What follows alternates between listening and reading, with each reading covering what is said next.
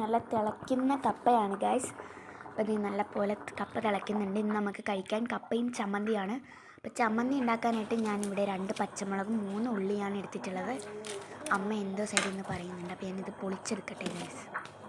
നമുക്ക് അരിഞ്ഞെടുക്കാം ചതച്ചെടുക്കാം പൊളിച്ച്. അപ്പോൾ ഞാൻ പൊളിച്ചിട്ടുണ്ട്. എന്നെ നമുക്ക് ചതയ്ക്കണം. അതിന് മുമ്പ് എന്ത് ചെയ്യണം? കഴുകണം. അപ്പം ഞാൻ കഴുകിയിട്ട് ചതച്ചെടുക്കാൻ പോവുകയാണ്. അപ്പം അതേ ഞാൻ ചതയ്ക്കുകയാണ് ഗൈസ്. അപ്പം കണ്ണിൽ നീറിയാലും പ്രതീക്ഷിച്ച് ഞാൻ ഇച്ചിരി മാറി നിന്നിട്ട് സൂം ചെയ്തിട്ടാണ് നിങ്ങൾ കാണിക്കുന്നത്. ഇതാണ് ഞാൻ ചതയ്ക്കുന്നത്.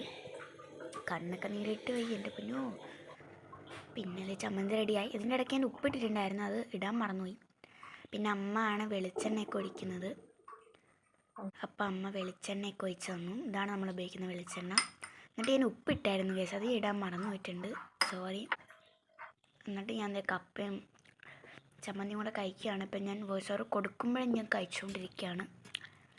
നല്ല ടേസ്റ്റാണ് ഗൈസ്. നിങ്ങൾക്ക് ഈ കോമ്പിനേഷൻ ഇഷ്ടമാണെങ്കിൽ കമൻറ്റ് ചെയ്യണേ.